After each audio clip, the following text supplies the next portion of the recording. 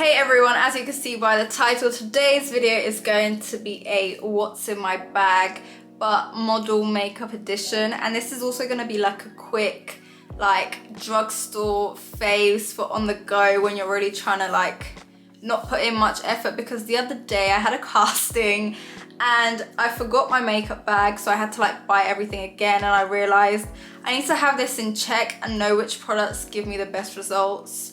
Because half the time, me as a model, I usually get casted for looking young. You wouldn't think I'm 21.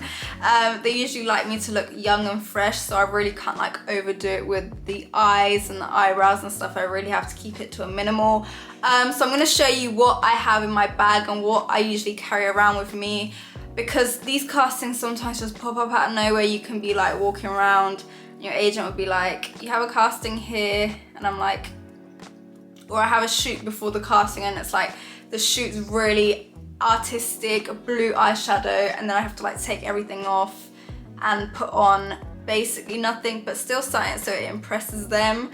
So yeah, that's what I'm going to show you guys today. So because I have to look quite young and fresh, I usually just focus on my skincare mostly. I usually just prepare my skincare before I leave the house as much as I can, if I can, and if I can't, then I usually always have this. This spray is the Coup de Lis Beauty Elixir.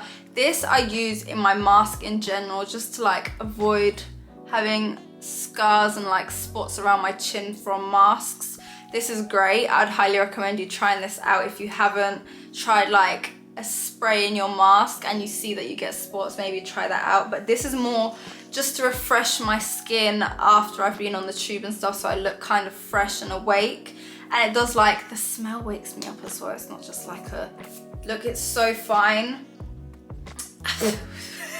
I don't carry this around in my bag, but what I usually do is just prep it with this gel cream by Ole Henriksen. It's like great for glowy, really hydrating the skin and looking fresh. So this is my go-to. Don't know if they have this in a travel size. If they do, I'm going to buy it because it's such a good cream to have. Lips looking hydrated is a major thing. Like, I did a lip care video, but I received this after I did my lip care video, and this has become my go-to right now. It's the Summer Fridays Lip Butter Balm, and it's like so small.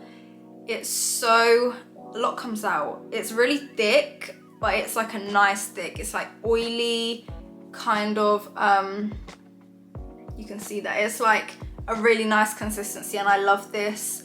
So this is like major. I carry this around everywhere right now. So yeah, this is a key one when I'm trying to look ready and prepped. Now moving on to makeup, one thing about the makeup products that I'm going to show you is that most of them, I think bar one, are all from the drugstore, because if I forget something, I want to be able to get it, like go to the shop if I need it and just buy it. And also I don't want to break my bank because I know I have it at home, so it's like a waste if I buy another £40 foundation when I know I have one at home, do you know what I mean? So I try and make it all as drugstore friendly or accessible as possible, which is why I think this is a great video as well, just for like drugstore product recommendations in general. So yeah, for base is one that is kind of hit or miss, depending on whether they specifically said no base, like just skin. If you have base on, we'll send you home kind of thing. If they say no base, I just won't wear any. I'll just wear like concealer very, very, very lightly, so like they don't see it. Or I'll use this Revlon Brightening Skin Tone Primer, again drugstore. This is a new one. It's like the Ula Banana Bright Primer. Actually, it's very similar. I think it even smells quite similar too. It's definitely got vitamin C. Yeah, it does. It's got vitamin C in it, so it does help brighten. And then again for foundation, I use something very, very sheer. I use the Ordinary Serum Foundation. This one actually isn't available in like drugstores, I don't think, but they have one in Harvey Nicks. I think they have one in Shoreditch, so I could just quickly, and most castings are in East London, so going to Shoreditch is actually not that far. So I like to go for these, and these are much lighter than the EX one, which is drugstore. These are just like, they just sink into the skin and they're just like really nice. Very easy to take off and put on as well, so that's why I go for those. Adding on to the base, I usually go in with the YSL Touche Eclat. This isn't drugstore, but it's genuinely one of my favorite like highlighter concealers, so I always have this in my bag with me because this is what like tricks the casting directors into thinking you don't have makeup because it's so sheer, literally, but it still makes your skin look so flawless, which is why I love it. And I make sure I always have this on me so I don't have to buy it again. Even if I buy it again, it won't be that big of a deal because I do like it, so yeah. If not, of course, my favorite classic Maybelline Fit Me is what I go for, and I use literally the smallest amount because you can easily get carried away with this one. So literally everything I use basically with my fingers, bar like a few tools, literally put everything on with my fingers, so it's like quick, easy, doesn't have to be perfect, it just needs to like enhance your features kind of, so not too fussed about it looking flawless. Another skincare product that I love is this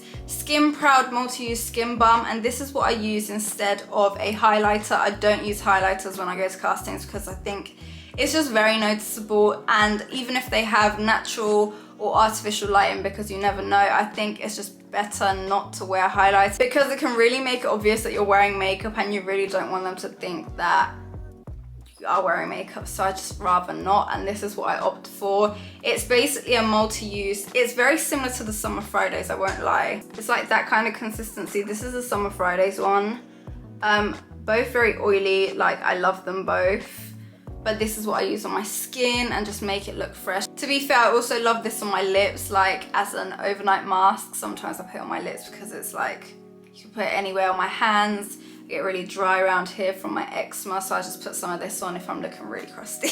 I don't like to use a dark blush and I don't like to use bronzer, so I go in with a very light blush, and this is the Max Factor Puff Blush in Lovely Pink. It's like a very nice shimmery light pink color, very accessible. Max Factor is very accessible, so that's why I found this one, and it's the one I go for all the time. It's just like, apply it here, no bronzer because I don't want to like, I just rather not, so I just use blush instead. That's actually a very big statement for me because I do love bronzer, I do, but I just skip that step. Again, if it wasn't specified that they wanted like nothing on the eyes, then I'll usually go with a brown liner on the wing, like very, when I say subtly, very, very subtle, just to like give it a bit of something. Mascara, I'm not really ever that fussed on what mascara is, what it does, like as long as it's affordable and it does something to my eyes, that's all I care about, because what I do is I go in with a